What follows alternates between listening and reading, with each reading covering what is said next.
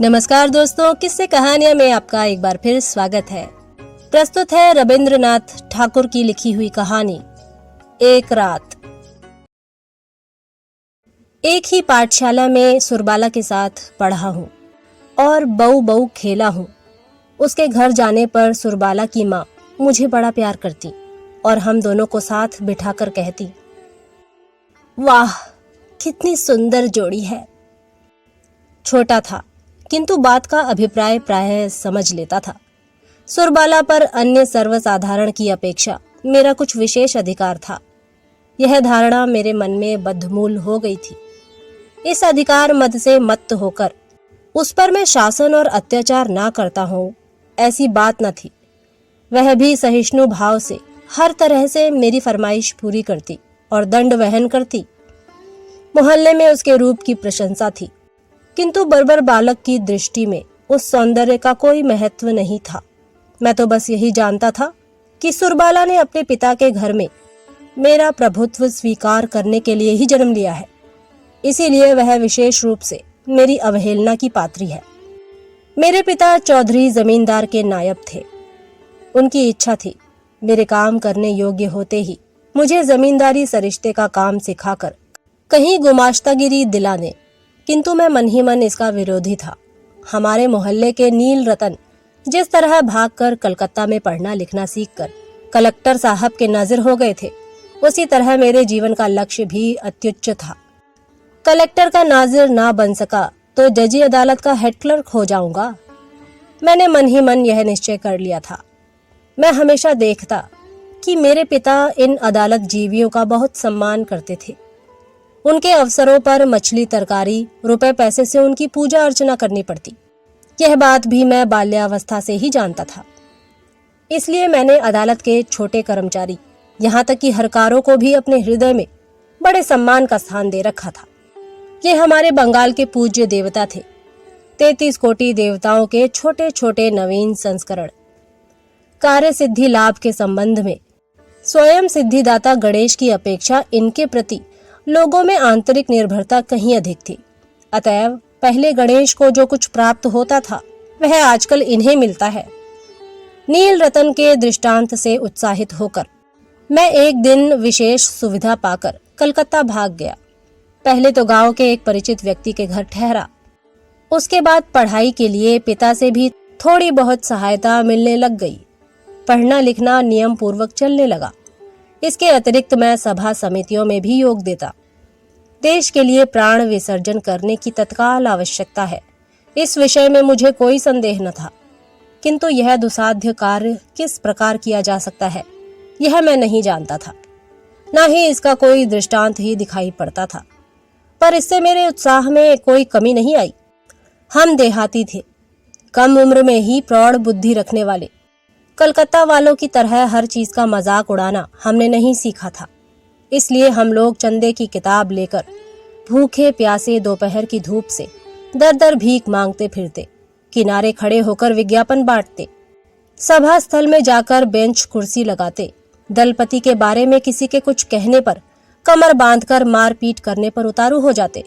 शहर के लड़के हमारे ये लक्षण देखकर हमें गंवार कहते। आया तो था नाजिर सरिश्तेदार बनने, पर मैजिनी गैरिबॉल्डी बनने की तैयारी करने लगा। इसी समय मेरे पिता और सुरबाला के पिता ने एकमत होकर सुरबाला के साथ मेरा विवाह कर देने का निश्चय किया। मैं 15 वर्ष की अवस्था में कलकत्ता भाग आया था। उस समय सुरबाला की अवस्था 8 वर्ष की थी। अब मैं 18 वर्ष का था। पिता के अनुसार मेरे विवाह की आयु धीरे धीरे निकलती जा रही थी, पर मैंने मन ही मन यह प्रतिज्ञा कर ली थी कि आजीवन अविवाहित रहकर स्वदेश के लिए मर मिटूंगा।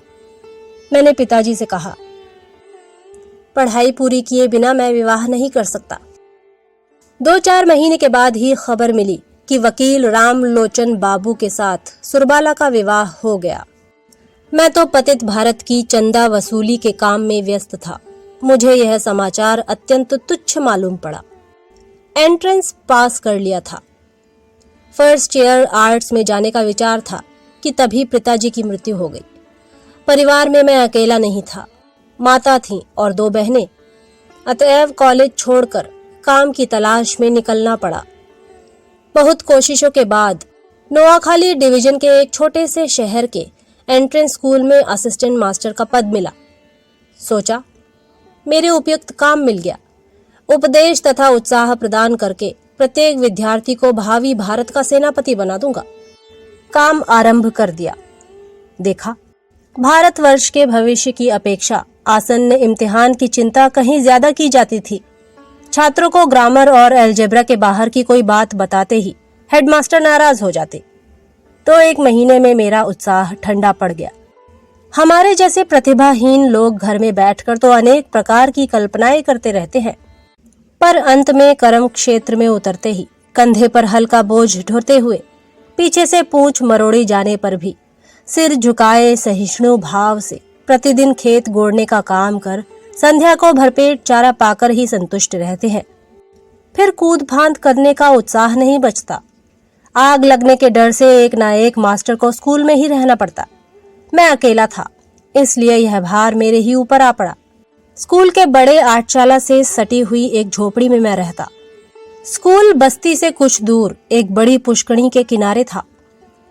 चारों ओर सुपारी, नारियल और मदार के पेड़ तथा स्कूल से लगे आपस में सटे हुए नीम के दो पुराने विशाल पेड़ छाया देते रहते। अभी तक मैंने एक बात का उल्लेख नहीं किया, ना मैंने उसे उस योग्य ही समझा। यहाँ के सरकारी वकील राम लोचन राय का घर हमारे स्कूल के पास ही था और उनके साथ उनकी स्त्री मेरी बाल्य सखी सुरबाला थी, यह मैं जानता था।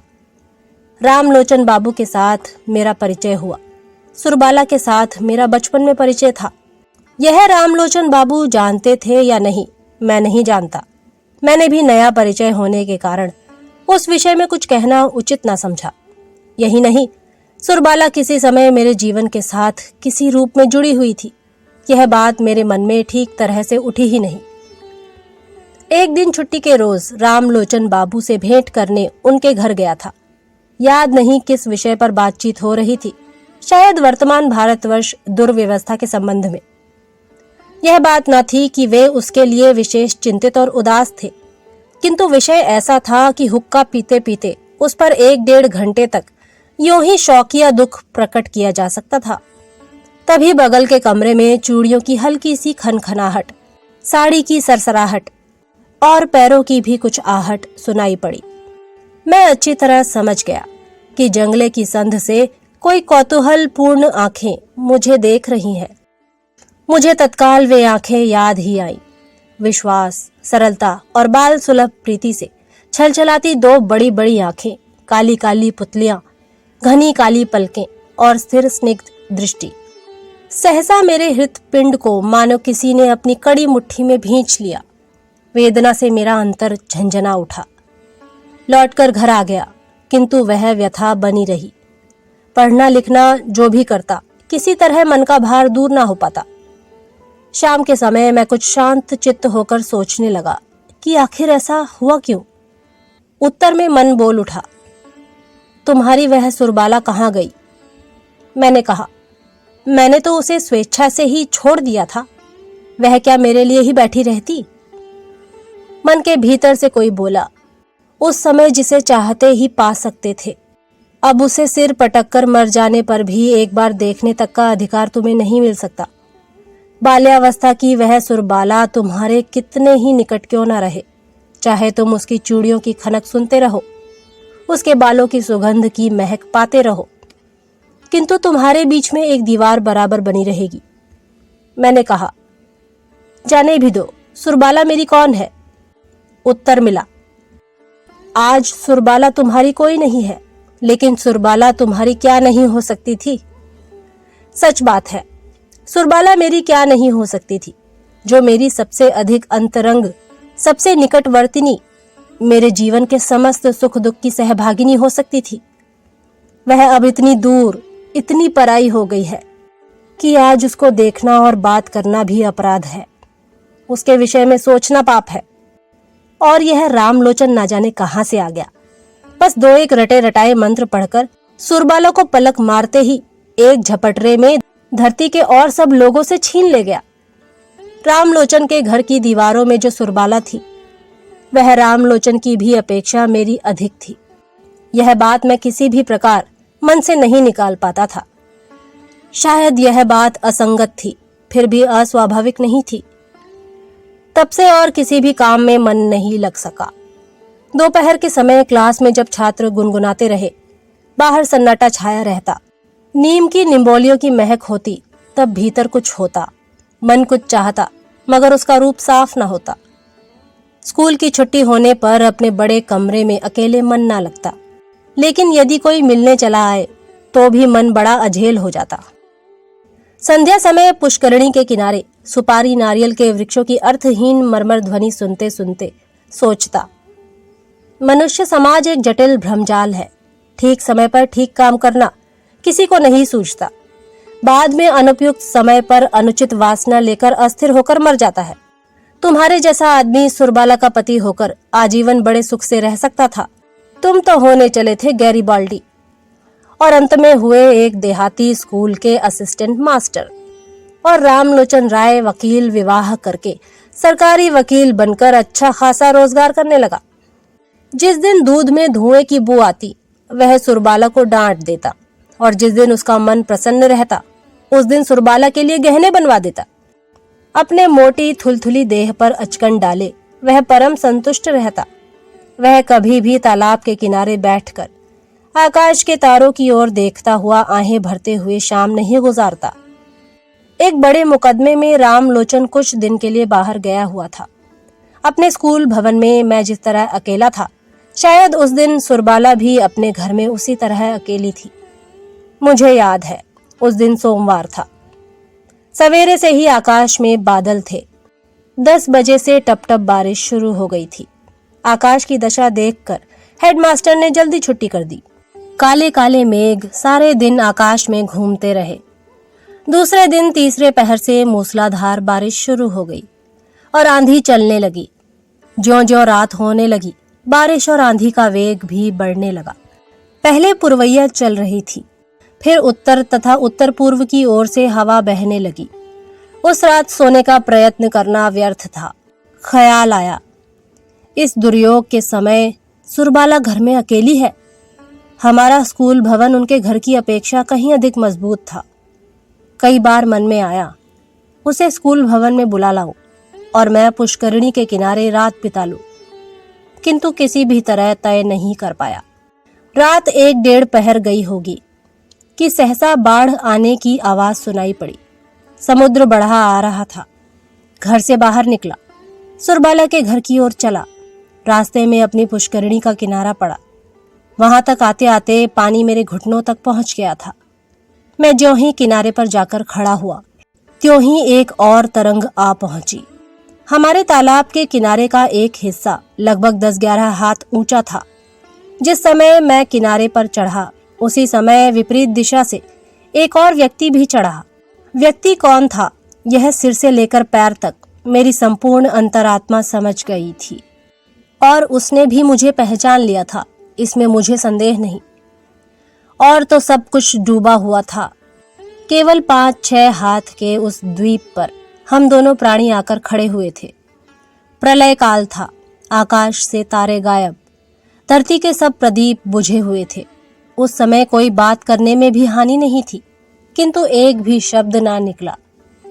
दोनों केवल अंधकार की ओर ताकते रहे। आज संसार छोड़कर सुरबाला मेरे पास आकर खड़ी है। मुझे छोड़कर आज सुरबाला का कोई नहीं था। कब से बीते हुए उस शैशव काल में सुरबाला किसी जन्मांतर के बाद किसी प्राचीन रहस्यांधकार पर उतरती हुई इस सूर्य चंद्रालोकित जनाकीर्ण पृथ्वी के ऊपर मेरी ही बगल में आकर खड़ी हुई थी। जन्म स्रोत ने उस नवकलिका को मेरे पास लाकर फेंक दिया था। मृत्यु स्रोत ने उस विकसित पुष्प को भी मेरे ही पास लाकर फेंका। इस समय केवल एक और लहर की जरूरत थी, जो सदैव के लिए हमें एक कर देती। वह लहर न आए। पति पुत्र घर धन जन को लेकर सुरबाला चिरकाल तक सुख से रहे। मैंने इसी रात में महाप्रलय के किनारे अनंत आनंद का स्वाद पा लिया। रात समाप्ति होने को आई। आंधी थम गई, पानी उतर गया। सुरबाला बिना कुछ कहे घर चली गई। मैं भी बिना कुछ कहे अपने घर चला आया। मैंने सोचा, मैं नाजिर भी नहीं हुआ, सरिश्तेदार भी नहीं हुआ, गैरीबाल्डी भी नहीं हुआ। मैं एक टूटे फूटे स्कूल का असिस्टेंट मास्टर रह गया। मेरे इस संपूर्ण जीवन में केवल क्षण भर के लिए एक अनंत रात्रि का उदय हुआ था। शायद वही जीवन की एकमात्र चरम सार्थकता थी। तो दोस्तों, ये थी रविंद्रनाथ ठाकुर की लिखी हुई कहानी एक रात। अगली बार फिर एक नई कहानी के साथ आपसे मुलाकात होगी। तब तक के लिए नमस्कार।